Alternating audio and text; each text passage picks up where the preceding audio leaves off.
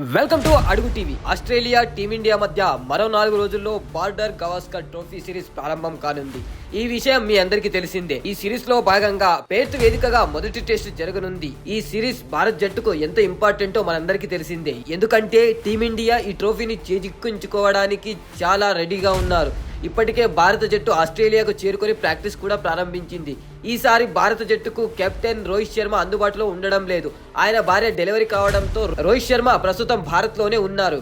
Hit man గా ప్రసిద్ధి చెందిన రోహిత్ శర్మ సతీమణి రితికా సజ్జే మగబిడ్డకు జన్మనిచ్చారు. రోహిత్ శర్మ మరికొన్ని రోజులు భారత్ లోనే ఉండాలని నిర్ణయించుకున్నారు. దానికి అనుగుణంగానే మొదటి టెస్టుకు తాను అందుబాటులో ఉండడం లేదని రోహిత్ శర్మ బీసీసీఐకి మరియు సెలక్షన్ కమిటీకి సమాచారం అందించినట్టు తెలుస్తోంది. అయితే ఈ విషయంపై బీసీసీఐ నుంచి ఇంకా ఎలాంటి అధికారిక ప్రకటన రాకపోవడంతో ఇంకా ఇప్పటికీ రోహిత్ ఆడతారా ఆడరా అనే విషయంపై సందిగ్ధత నెలకొంది. ఒకవేళ రోహిత్ శర్మ నిజంగానే అందుబాటులో లేనట్లయితే వైస్ కెప్టెన్ గా ఉన్నటువంటి జస్ప్రీత్ బుమ్రా పెర్త్ టెస్టులో భారత జట్టును ముందుండి నడిపిస్తాడని కొంతమంది ఫ్యాన్స్ చెప్పుకొచ్చారు.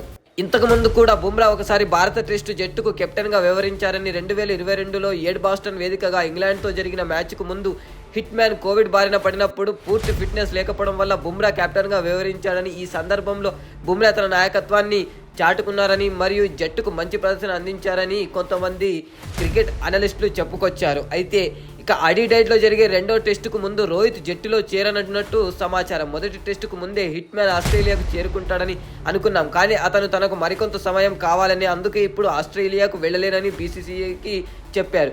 ఈ సిరీస్లో భారత జట్టు ప్రదర్శనపై అభిమానులు ఎంతో ఆసక్తిగా ఎదురు చూస్తున్నారు. రోహిత్ శర్మ లేకపోతే జట్టులోని ఇతర ఆటగాళ్లు తమ సామర్థ్యాన్ని ప్రదర్శించడానికి సిద్ధంగా ఉన్నారు.